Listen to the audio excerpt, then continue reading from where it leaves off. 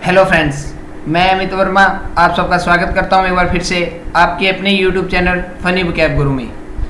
आज हम बात करने वाले हैं एसएससी एमटीएस 2020-21 का जो अभी एग्ज़ाम होने वाला है आपका 1 जुलाई से, उसको लेकर अभी फिलहाल में ओनली 70 दिन ही बचे हैं। तो उसको 70 दिन में हम तैयारी कैसे कर सकते हैं, तो आज मैं इसी वीडियो में बताने वाला हूँ। चाहे आप एसएससी जीडी की तैयारी करते हो या एसएससी एमटीएस या एसएससी स्टेनोग्राफर, इन तीनों के लिए मतलब जो एग्ज़ाम का पैटर्न है वो बिल्कुल सेम रहने वाला है। और आपको कौन सी बुक से पढ़ना है, और मैं जो बता रहा हूँ, यदि आप 50% भी पढ़ लेते हैं तो आपकी नौकरी 100% पक्की होगी। मैं खुद कह रहा हूँ ये बात लिखकर।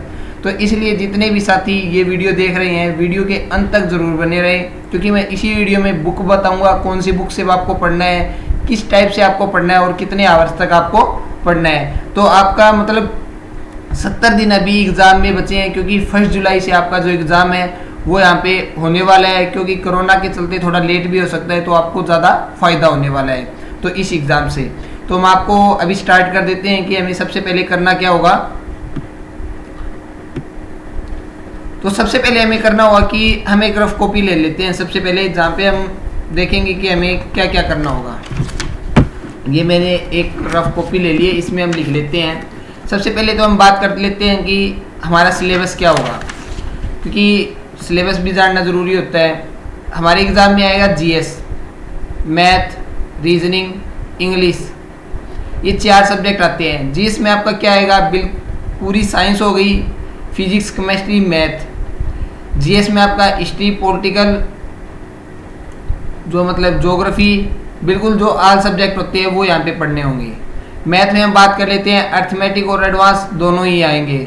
इंग्लिश में आपका vocabulary, tense, verb, synonym, antonym, one word substitution, idiom, phrase. Grammar में ये 4 ही टॉपिक मेन होते हैं। उसके बाद आपका tense, noun, pronoun, adjective, voice और नरेशन। इनमें से आपको एक एक क्वेश्चन बिल्कुल 100% देखने को मिलेगा। बात आती है रीजनिंग की। रीजनिंग में वर्बल और नॉन वर्बल दोनों ही टॉपिक आते हैं। तो मैं आपको बताऊंगा कि वर्बल और नॉन वर्बल टॉपिक कौन से होते हैं। उसके बाद आती है मैथ की बात। इंग्लिश की हमने कर ली, जीएस की कर ली, रीजनिंग की कर ली, मैथ की। सबसे बड़ी प्रॉब्लम बच्चों को 2 ही चीज़ में होती है, या तो उनका मैथ वीक मिलेगा या किसी की रीजनिंग वीक, इंग्लिश वीक मिलेगी। तो आपको किस टाइप से इंग्लिश पढ़नी है और किस टाइप से मैथ पढ़ना है और कौन कौन सी बुक से पढ़ना है। यदि फिर भी किसी स्टूडेंट को कोई डाउट रहता है कि हम कैसे पढ़ेंगे, तो आप कहोगे तो मैं खुद आपको या कोई टीचर हायर कर लूँगा आपके लिए। आपको 80 दिन में खुद तैयारी करवाने की जिम्मेवारी लेता हूँ इन 2 सब्जेक्ट की। जीएस भी करवा देंगे आपको, क्योंकि रीजनिंग तो सभी कर ही लेंगे। तो मैं आपको सबसे पहले दिखा देता हूँ कि यदि कोई स्टूडेंट मतलब हम एक करंट अफेयर भी आएगा आपका। अब हम शुरुआत करते हैं सबसे पहले करंट अफेयर की। सबसे पहले तो आपको कोई ऐसा टीचर्स देख लेना है जो डेली 1-2 के मैं नाम बता देता हूँ आपको। जैसे कि नेक्स्ट क्लास हो गया, करंट अफेयर के लिए नेक्स्ट क्लास हो गया, या आपका उत्कर्ष क्लास हो गया। या आप मतलब डेली बेस पर आप करंट अफेयर नहीं पढ़ना चाहते तो आप न्यूज़पेपर ज़रूर पढ़ें डेली सुबह, क्योंकि जब सुबह आप दैनिक भास्कर का या दैनिक जागरण का न्यूज़पेपर पढ़ते हो उसमें लगभग मोस्ट रिपीट हो जाते हैं जो करंट अफेयर होते हैं, या आप वो खुद लिख सकते हैं। यदि फिर भी आप सोचते हैं कि हमसे ये नहीं होगा, डेली बेस पे हम ये नहीं कर सकते, तो आप एक काम करना, एक स्पीडी की बुक आती है जो मैं आपको अभी दिखा देता हूँ। ये एक स्पीडी की बुक है। ये आप जो जैसे कि आपका एग्ज़ाम होता है उससे मतलब 5 से 6 महीने पहले आप स्पीडी की एक बुक ले सकते हैं। 6 महीने पहले आप करंट अफेयर ले सकते हैं, जिसकी आपका हाल फिलहाल में अभी 1 जुलाई से एग्ज़ाम होता है। तो आप पीछे 6 मंथ का मतलब दिसंबर से आप जुलाई तक का आप करंट अफेयर ले सकते हैं, और स्पीडी में कम से कम 6 से 8 महीने का आपका जो करंट अफेयर है वो आपको मिल जाता है। और एक और बात मैंने यहाँ पे 100% देखी है, जो स्पीडी की जो बुक है करंट अफेयर की, इसमें सबसे ज़्यादा रिपीट होते हैं एसएससी के अंदर। अभी तक मैंने एसएससी में ही नोट किए ये सब, बाकी हरियाणा में मैंने अभी नोट नहीं किया। हरियाणा में भी क्या स्पीडी से प्रश्न पूछे जाते हैं, बट एसएससी के जितने भी एग्ज़ाम होते हैं, चाहे वो सीजीएल तक का एग्ज़ाम क्यों ना हो, तो उसमें भी यही स्पीडी में से लगातार क्वेश्चन पूछे जाते हैं। तो मैं सबसे बेस्ट बुक मानता हूँ स्पीडी की, जो स्टूडेंट डेली बेस पे करंट अफेयर नहीं लिख सकते या नहीं पढ़ सकते, उनके लिए स्पीडी की बुक सबसे बेस्ट है। आप स्पीडी की बुक ले सकते हैं, या मंथली न्यूज़पेपर कोई होता है, मैगजीन वगैरह, वो भी आप हायर कर सकते हैं। उसके बाद बात आती है कि इंग्लिश की। उससे पहले हम बात कर लेते हैं मैथ की। मैथ हम कहाँ से करेंगे? तो मैथ के लिए मैं 2 बुकें सजेस्ट करता हूँ सबसे ज़्यादा। एक तो हमारी जो राकेश यादव सर की है 7300 प्लस, बट अब 9700 प्लस हो चुकी है वो। पहले जब 2016 में करीब करीब जब 7300 प्लस होती थी, आज उसमें 9700 प्लस आपको सॉल्व क्वेश्चन मिल जाएंगे। उसके बाद नेक्स्ट बुक है किरण की। एक किरण की बुक आती है, या तो आप किरण की बुक हायर कर ले, या आप जो राकेश यादव सर की बुक है, मैं राकेश यादव सर की बुक बेस्ट मानता हूँ। ये देखो मैंने राकेश यादव सर की यहाँ पे बुक ली भी हुई है, क्योंकि मेरे पास ये 7300 प्लस है, बट अभी यहाँ पे 9700 प्लस मार्केट में आ चुकी है। इसमें क्या होगा कि आपको क्या फ़ायदा होने वाला है यदि आप 7300 प्लस या 9700 प्लस ले लेते हो? तो इसमें ये फ़ायदा होगा कि आपको जो एसएससी क्वेश्चन पूछती है, एसएससी एक बात कहती है कि हम 70% जो क्वेश्चन है वो हम जो पीछे जब रिपीट हुए हैं वही क्वेश्चन पूछेंगे। जो पीछे जो बार बार रिपीट होते हैं वही क्वेश्चन पूछेंगे 70%, चाहे वो जीएस का हो, चाहे मैथ का हो, इंग्लिश का हो, चाहे रीजनिंग का हो, किसी भी टॉपिक का हो, वो हम 70% ओल्ड बुक से या जो हमारा ओल्ड पेपर आए हैं वो कर लो, उसमें से हम 70% पूछने ही वाले हैं। तो इससे फ़ायदा होगा कि जो हमारी राकेश सर की बुक है उसमें लगभग सभी जो क्वेश्चन है कम से कम 10 से 12 साल के जो रिपीट हो रहे हैं या अलग अलग टाइप से जो क्वेश्चन आ रहे हैं, उसमें इस बुक में सभी वो क्वेश्चन है। यदि कोई स्टूडेंट इस बुक को 2 बार कर लेता है, क्योंकि अभी तो हाल फिलहाल में आपके पास 1-2 मंथ बचे हैं, 2 मंथ में कोई स्टूडेंट इसे ना भी कर पाए तो मतलब थोड़ा बहुत भी कर लेता है तो इससे तो आपका एग्ज़ाम निकल जाएगा। क्योंकि एमटीएस इतना हाई लेवल का एग्ज़ाम नहीं है, एमटीएस जीडी और स्टेनो, इसमें हाई लेवल की मैथ इंग्लिश नहीं आती, इसमें बस नॉर्मल लेवल जो आपका 10+2 तक रहता है वही होता है, बिल्कुल सेम। और ये जो बुक करेगा उसकी कभी भी मैथ में किसी भी, चाहे वो सीजीएल तक का एग्ज़ाम क्यों नहीं दे, उसमें कभी भी दिक्कत नहीं आने वाली है। अब बात रहती है कि सर अर्थमेटिक तो हम कर लेते हैं, सबसे ज़्यादा प्रॉब्लम आती है ज्योमेट्री, मेंचुरेशन, ट्रिग्नोमेट्री, अलजेब्रा, ये 4-5 टॉपिक है। इनमें सबसे बड़ी प्रॉब्लम होती है स्टूडेंट को, मतलब एक तो फॉर्मूले वगैरह याद नहीं होते, ट्रिग्नोमेट्री की टेबल, फॉर्मूले, अलजेब्रा में स्क्वायर की घात का याद करते करते ऐसे इस टाइप के जो प्रॉब्लम्स होती है, उनके लिए मैं अलग से जो आपकी क्लास है वो लगा दूंगा। यदि आप चाहते हैं तो मुझे कमेंट बॉक्स में ज़रूर बताएं, क्योंकि मैं 1-2 टीचर हायर कर लूँगा आप सबके लिए, जिससे क्या होगा कि आपका जो मैथ और इंग्लिश का जो प्रॉब्लम है वो मैं 100% यहाँ पे सॉल्व करा दूंगा, और जीएस मैं खुद करा दूंगा आप सबके लिए, इतना कर सकता हूँ। बाकी इंग्लिश मैं खुद भी करा सकता हूँ वो, और मैथ भी मैं खुद करा सकता हूँ, ऐसी कोई बात नहीं है। अब बात आती है इंग्लिश की। इंग्लिश की हम कौन सी बुक लें? इंग्लिश की मैं आपको 2 बुक सजेस्ट करूँगा, 3 बुक, 2 बिल्कुल सेम ही है। एक तो नीतू मैम की बुक जो आप केडी कैंपस के नाम से जानते हो, दूसरी उनका ही कोई पार्ट है पैरामाउंट का, क्योंकि बिल्कुल बुक तो बिल्कुल सेम है, बस नाम इनका अलग अलग कर दिया है। तो या तो आप पैरामाउंट ले लेना, या आप नीतू मैडम की जो बुक है वो आप केडी कैंपस वो ले सकते हो, या एक और एसपी बख्शी नाम से कोई आजकल मार्केट में बुक आई है, काफ़ी अच्छी बुक बताई जा रही है, मैंने भी यूज की है, अभी हाल फिलहाल में वही यूज कर रहा हूँ मैं। तो एसपी बख्शी की भी बेस्ट बुक है, और जो पैरामाउंट और केडी की वो भी बिल्कुल बेस्ट बुक है। और आपको क्योंकि एरर तो बिल्कुल नॉर्मल आएगी, जैसे कि सिंपल सी एरर आती है। आपको मेन टॉपिक कौन कौन से मतलब फोकस करना है इंग्लिश में? सबसे पहले आता है वर्ब एग्रीमेंट। वर्ब एग्रीमेंट का एक टॉपिक होता है, बिल्कुल छोटा सा टॉपिक है, बट बहुत सारे क्वेश्चन उसमें से ही फंसते हैं। जो ग्रामर के जो क्वेश्चन होते हैं 99% क्वेश्चन वहीं से फंसते हैं, चाहे वो एरर का हो आपका, या सेंटेंस इम्प्रूवमेंट का हो, या फीलिंग्स का हो, फिल इन द ब्लैंक्स का हो, किसी भी टाइप का क्वेश्चन हो, वो सब्जेक्ट वर्ब एग्रीमेंट से 99% क्वेश्चन यहाँ पे फंसता ही फंसता है। सेकंड, आपको नरेशन और वॉइस टॉपिक कर जाना है, बिल्कुल शॉर्ट ट्रिक होती है, क्योंकि ऑप्शन से हम 4 ऑप्शन को हम एलिमिनेट आसानी से कर सकते हैं। तो वो भी उसकी दिक्कत मत मानो, वो भी आपको मैं करा दूंगा 60 दिन के अंदर अंदर। सब्जेक्ट वर्ब एग्रीमेंट हो गया, नरेशन वॉइस हो गया। अब बात आती है सिनोनियम एंटोनियम। 2 सिनोनियम एंटोनियम आपके आएंगे, 1 वर्ड सब्स्टिट्यूशन, 2 वर्ड सब्स्टिट्यूशन आएंगे, 2 ईडियम फ्रेज आएगी। अब बात आती है कि इतनी सारी वोकैब हम कैसे याद करें। तो वोकैब के लिए भी मैं आपको लिए कम से कम 1600 वर्ड तो मेरे खुद के पास हैं जो शॉर्ट ट्रिक बनाई हुई है। जैसे कि हम कोई वर्ड ले लेते हैं, जैसे रामपेज। रामपेज का अर्थ होता है हंगामा। अब हम ज़्यादा से ज़्यादा इस वर्ड को हम 10 दिन तक याद रख सकते हैं, बट जो मैंने शॉर्ट ट्रिक तैयार की है उस हिसाब से हम इसे लाइफ टाइम तक याद कर सकते हैं। कैसे?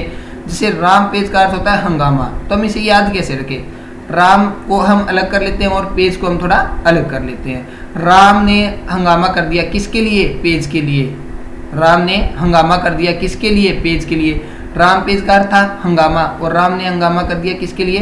पेज के लिए। तो ये हमारी शॉर्ट ट्रिक बन गई कि मतलब जो पेज के लिए जो हंगामा हुआ था वो किसके साथ हुआ था? राम के साथ। इस वर्ड को आप इसी तरह मैंने टोटल 1600 वर्ड तो अभी तक मैंने खुद के मेरे हैंड राइटिंग में लिख दिए हैं। बाकी फिर भी यहाँ पे किसी स्टूडेंट को कोई प्रॉब्लम रहती है तो ये एक बुक और है 1 वर्ड सब्स्टिट्यूशन की, ये भी आप ले सकते हो 1000 वर्ड की। ये भी बढ़िया बुक है, देख सकते हो आप। और अब बात आती है रीजनिंग की, और फिर मैं आपको प्रैक्टिस सेट भी बताऊंगा कि किस टाइप से आपको प्रैक्टिस सेट करने होते हैं। अब बात आती है रीजनिंग की। रीजनिंग तो आप नॉर्मल सभी को आती है, फिर भी यहाँ पे जैसे कि डेली बेस पे कोई ना कोई क्लासेस मिली जाती है, क्योंकि यूट्यूब पर हज़ारों लाखों क्लासेस पड़ी है। जो भी आपको टॉपिक चाहिए एक बार सर्च करो, उस टाइप की हज़ारों क्लासेस आ जाएगी। तो रीजनिंग के लिए आप कोई भी प्रैक्टिस सेट ले सकते हो, या तो मैं कहूँगा कि प्रैक्टिस सेट लेने की ज़रूरत ही नहीं। एक बार नॉर्मली सी क्लास देख लो, क्योंकि मैथ में लगभग 99% क्लियर हो ही जाती है रीजनिंग। 1-2 टॉपिक है जो अलग से, जैसे कागज हो गया, डाइस हो गया, बस ट्रायंगल वगैरह हो गया, इनकी बिल्कुल शॉर्ट ट्रिक होती है, वो आप देख सकते हो किसी भी वीडियो में, यूट्यूब पर आप सर्च कर सकते हो नॉर्मली। अब बात आती है कि हमें टेस्ट सीरीज कौन सी लेनी चाहिए, हम टेक्स्ट कौन सी हमें अच्छा रहेगा, ग्रेड अप रहेगा, टेक्स्ट बुक रहेगा, या किसी और सर की हमें लेनी चाहिए। तो आज मैं टेस्ट सीरीज़ की भी बात करूँगा, बट मैं ये भी बता दूँ मैं टेस्ट सीरीज़ से वो नहीं है, मैं किसी का स्पॉन्सर नहीं हूँ, ना तो मैं टेक्स्ट बुक का हूँ, ना ही हूँ ग्रेड अप का। मैं खुद के बेसिस पे बता रहा हूँ कौन सी अच्छी है, कौन सा लेवल बच्चों को परेशान कर सकता है और कौन सा नॉर्मल रह सकता है। अब हम बात करते हैं कि टेस्ट सीरीज़ की। टेस्ट सीरीज़ में क्या होता है कि आपको आपका लेवल पता चल जाता है कि हमारी तैयारी कितनी है। तो सबसे पहले मैं आपको बता दूं कि टेक्स्ट बुक की जो वो एग्ज़ाम की जो सीरीज़ है वो सबसे बेस्ट है। किस टाइप से बेस्ट है? क्योंकि उसमें लेवल है ना चेंज होता रहता है, ये नहीं है एक फिक्स लेवल नहीं है। ग्रेड अप में मैंने देखा है कि यहाँ पे एक फिक्स लेवल होता है, थोड़ा सा हार्ड लेवल होता है, जिससे बच्चे को क्या होता है कि बच्चे ने तैयारी की है फिर भी उसे लगता है कि यार मैंने तैयारी की है फिर भी मेरे मार्क्स नहीं बन रहे। और उसमें क्या होता है टेक्स्ट बुक में, मतलब तैयारी है तो बंदे की मतलब बढ़िया नंबर बनते जाएंगे, और जो आपका पेपर है वो कभी मॉडरेट, कभी हाई, कभी लो, मतलब नॉर्मली चलता रहता है। जैसे कि आपके एग्ज़ाम में जैसा पेपर आएगा ना वैसा ही 100% उसी टाइप का पेपर वो टेक्स्ट बुक में मिल जाता है आपको, मतलब लेवल ज़्यादा चेंजेस नहीं होते। तो इसलिए मैं सबसे बेस्ट मानता हूँ टेक्स्ट बुक की, और वो ही आपको हायर करनी है। और बाकी आपकी मर्जी है, मैं प्रेशर तो बना नहीं रहा, मैं अपने हिसाब से जो आपको बता रहा हूँ वही बता रहा हूँ। और अब बात आती है कि हमें टेक्स्ट बुक तो ले लेंगे हम, हमें टेस्ट सीरीज करनी कैसे है। तो मैं आपको बता दूँ पहले 6 हफ्ते मतलब 40 दिन। 40 दिन में आपको टोटल आपके पास 80 दिन है, अभी करीब 70 दिन है टोटल। 40 दिन आपको क्या करना है कि हफ्ते में एक मॉक टेस्ट लगाना है, क्योंकि आप 6 दिन पढ़ोगे, संडे को आपको रेस्ट करना है। रेस्ट करने मतलब 1 घंटा आपको देना है, क्योंकि जो आपने पढ़ा है उसकी आप टेस्ट सीरीज में एक टेस्ट लगा लोगे। टेस्ट लगा लोगे तो मतलब 1 घंटा लगता है, 1 से 1.5 घंटा लगेगा आपको। बाकी आपको पूरा दिन रेस्ट करना है, कोई भी दिमाग पे प्रेशर नहीं देना है 6 दिन में, बिल्कुल नॉर्मली, फालतू की कुछ भी नहीं। मतलब 1.5 घंटा निकालना है, पेपर दिया, बस आराम से फ्रेश। पहले 6 हफ्तों में ऐसा ही करना है। आगे जब एग्ज़ाम होंगे तो आपको क्या करना है कि लास्ट का एक हफ्ता छोड़कर जितने भी दिन बचते हैं 40, 30, 70, हमारे पास 24 दिन और बच जाते हैं करीब। उन 24 दिन में हम क्या करेंगे, जो वीक होता है हमारा, उसमें हफ्ते में 2 बार हम मॉक लगाएंगे।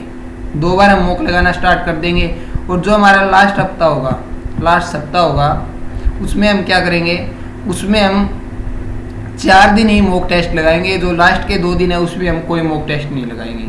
4 दिन में लगभग आपका सब आपको पता चल जाएगा हमारी कितनी तैयारी है, कॉन्फिडेंस फुल हो जाएगा। लास्ट के 2 दिन करने से कुछ नहीं, दिमाग को मतलब फ्रेश करना है, नॉर्मल आपको करंट अफेयर पढ़नी है लास्ट के 2 दिन। और लूसेंट की जो बुक है सबसे बेस्ट बुक है जीके के लिए, उससे बाहर कुछ भी नहीं है। तो जितने भी साथी लूसेंट की बुक पढ़ रहे हैं उससे बाहर कुछ नहीं है। बाकी हरियंत्र वगैरह की और भी बुक आती है, उसमें कुछ नहीं है, क्योंकि लूसेंट की बुक यदि आप एक पेज भी पढ़ते हो तो कम से कम आपको 35 से 40 मिनट का समय लगता है। सही कोई बंदा रियल मतलब पूरा फोकस करके, मतलब इधर उधर ध्यान ना हो, इधर उधर की माइंड में कोई भी बात ना हो, तो मतलब कम से कम 35 मिनट ज़रूर लगेगी आपको एक पेज में। Sorry friends. तो मतलब एक सेकंड के लिए, तो 35 से 40 मिनट आपको लगे ही लगेगी। वो कोई बुक एक बार कोई अच्छे से कर लेता है तो आपके जीके उससे बाहर 1% भी नहीं आती, ये भी मैं लिख कर दे रहा हूँ। कोई लूसेंट की बुक 100% बिल्कुल अच्छे माइंड के साथ कर लेता है तो मतलब आपके पास 70 दिन है करीब, 70 दिन में आप एक दिन में कम से कम 2 से 3 पेज ज़रूर पढ़ सकते हैं। तो उसमें से आपको लगभग क्वेश्चन निकल ही जाएंगे। जो करंट अफेयर के आते हैं, करंट अफेयर के लिए मैंने आपको बेस्ट बता दिया, जीके के लिए बेस्ट बता दिया, मैथ के लिए बेस्ट बता दिया, इंग्लिश के लिए और रीजनिंग के लिए आप कहीं से भी कर सकते हो। और यदि आप 7 से 8 आवर्स भी दिन में यदि आप 7 से 8 आवर्स भी पढ़ते हो तो मैं गारंटी के समेत लिख कर दे सकता हूँ कि आपका MTS में 85 मार्क्स आप खुद लेकर आओगे। और आप खुद मुझे बताओगे कि सर आपने जो चीज़ें बताई है उसके कारण हमारे 85 मार्क्स आ चुके हैं। और कि यदि किसी स्टूडेंट को यकीन ना हो तो ये बात आजमा कर देख लेना, आपके 85 मार्क्स को कोई नहीं रोक सकता। यदि आप बेस्ट तैयारी करते हो जिस टाइप से मैंने आपको तैयारी बताई है, ओनली ऑन 8 आवर्स, ये भी नहीं कह रहा कि 12 घंटे पढ़ो, रात को जाग कर 3 बजे तक पढ़ो, ओनली 9 से 10 बजे लगो सुबह। ज़्यादा करते हो तो अब तो बहुत गर्मी होने लगी, 8 बजे लग सकते हो, 8 से शाम 4-5 बजे तक पढ़ लो, लाइब्रेरी ज्वाइन कर लो, या अब तो लॉकडाउन जैसा माहौल हो रहा है अब तो आप अपने घर पर भी बैठकर आराम से पढ़ सकते हो। तो ये थी फ्रेंड्स जो मेरे खुद के सुझाव थे आज, और आप फर्स्ट टाइम में इसे क्लियर कर सकते हो। तो यदि आपको ये वीडियो अच्छी लगी है तो ज़्यादा से ज़्यादा शेयर करें, और चैनल पर पहली बार आए हैं तो चैनल को सब्सक्राइब जरूर कर ले और बेल आइकन को प्रेस कर ले। इस टाइप को आपके मोटिवेट वीडियो आती रहेगी इसी चैनल पर, और जो फॉर्म अप्लाई होते हैं उनके रिलेटेड भी यहाँ पे वीडियो आपको मिल जाएगी। यदि आप किसी यूनिवर्सिटी से बिलोंग करते हैं, कोई भी यूनिवर्सिटी की इन्फॉर्मेशन हो वो भी आपको इसी चैनल पर मिल जाएगी। तो मिलते हैं फ्रेंड्स नेक्स्ट वीडियो में, तब तक के लिए जय हिंद जय भारत।